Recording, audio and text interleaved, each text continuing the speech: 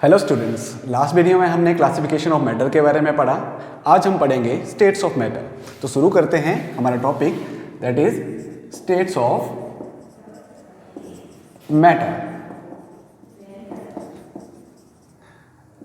ऐसे तो हम मैटर को, डिफरेंट सब्सटेंसेस को 3 पार्ट्स में क्या कर सकते हैं, क्लासीफाई कर सकते हैं। और वो क्लासिफिकेशन है solid, liquid and gas. Solid, liquid, gas are the mainly 3 states of matter. अब सॉलिड के बारे में देखते हैं। सॉलिड्स में जो कॉन्स्टिट्यूएंट्स पार्टिकल होते हैं बहुत ही क्लोजली पैक्ड होते हैं, कुछ इस तरह से, और उनके बीच में जो स्पेस होता है बहुत कम होता है, जिसकी वजह से इसका एक फिक्स वॉल्यूम होता है, फिक्स वॉल्यूम और डेफिनेट शेप होती है। ठीक है। अब लिक्विड के बारे में देखते हैं। लिक्विड्स में सॉलिड के कंपैरिजन में जो पार्टिकल्स में स्पेस होता है वो थोड़ा ज़्यादा होता है, जिसकी वजह से इसका जो वॉल्यूम होता है वो तो फिक्स होता है, fix volume, but shape definite नहीं होती है, but not definite shape, definite shape.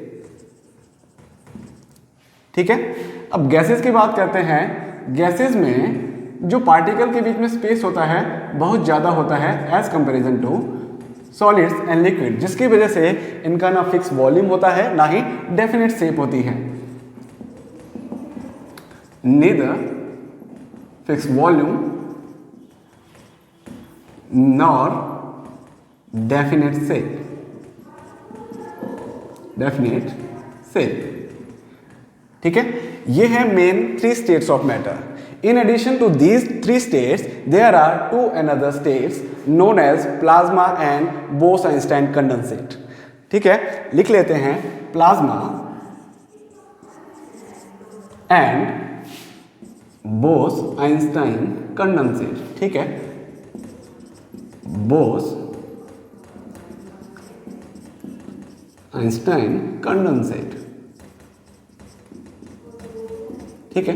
अब इन 2 स्टेट्स ऑफ मैटर के बारे में पढ़ते हैं। सबसे पहले है प्लाज्मा। प्लाज्मा क्या होता है? Plasma it consist of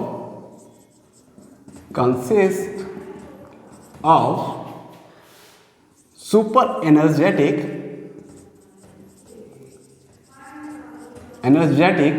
and super excited particle,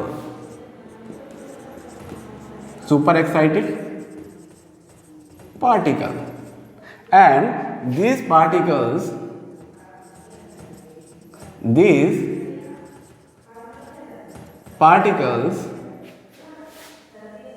are in the form of ionized gas, gas.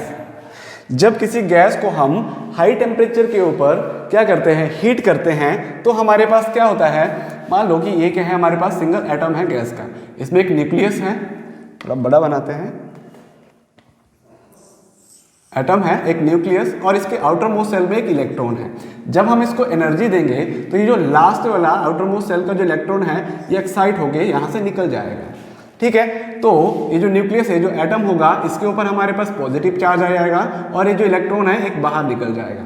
ठीक है। तो इस तरह आयनाइज्ड फॉर्म में हमारे पास क्या होती है, प्लाज्मा स्टेट होती है। जैसे positive nucleus and electron, positive nucleus and electron, इस तरह से हमारे पास जो स्टेट फॉर्म होती है उसको बोलते हैं प्लाज्मा। ठीक है। Super energetic and super excited particle. ठीक है। ये जो पार्टिकल होता है सुपर एक्साइटेड और सुपर एनर्जेटिक होता है, जिसकी वजह से वो क्या हो जाती है, गैस आयोनाइज्ड हो जाती है। ठीक है। इसके कुछ एग्जांपल्स हैं हमारे पास, और वो एग्जांपल्स हैं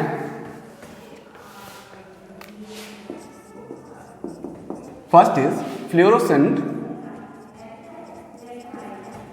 ट्यूब। फ्लोरोसेंट ट्यूब में जब हम इलेक्ट्रिसिटी पास कराते हैं तो जो गैस उसके अंदर प्रेजेंट होती है वो आयनाइज्ड हो जाती है, और जो फोर्थ स्टेज है हमारी स्टेट इसकी मैटर की, उसको फॉर्म करते हैं। ठीक है, तो फ्लोरोसेंट ट्यूब में जो गैस होती है दैट इज हीलियम। ठीक है, उसी तरह हमारे पास जो नियॉन बल्ब होते हैं उसमें प्रेजेंट होता है नियॉन गैस, वो भी क्या हो जाती है, आयनाइज होती है। और जो ग्लोइंग मटेरियल होता है हमारे पास वो क्या होता है, प्लाज्मा होता है।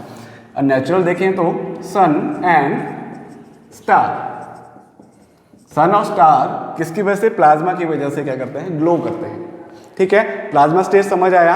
अब बात करते हैं बोस आइंस्टाइन कंडेंसेट की। ठीक है, ये कैसे फॉर्म होती है, ये किसी गैस को बहुत ही कम टेम्परेचर के ऊपर कूल करने से होती है। तो कैसे लिख सकते हैं, it is formed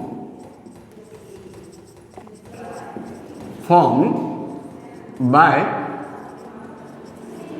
cooling a gas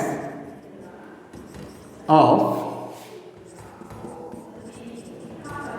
extremely low density at very low temperature. Low temperature, ठीक है, can say 0 kelvin, absolute 0 temperature के ऊपर हम जब किसी गैस को कूल करते हैं तो हमारे पास Bose Einstein condensate form of matter मिलता है। ठीक है, इसको सबसे पहले जो कॉन्सेप्ट था सबसे पहले किसने सजेस्ट किया था, सबसे पहले 1920 में एस.एन. बोस, सत्येंद्रनाथ बोस ने इसको अपनी कुछ कैलकुलेशन के बेस के ऊपर सजेस्ट किया था। उसके बाद इनके साथ आइंस्टाइन ने काम किया, जिस वजह से इसका नाम बोस आइंस्टाइन कंडेंसेट पड़ा। ठीक है, इतना क्लियर हुआ, तो हमारा टॉपिक यहाँ पे कंप्लीट होता है। Thank you.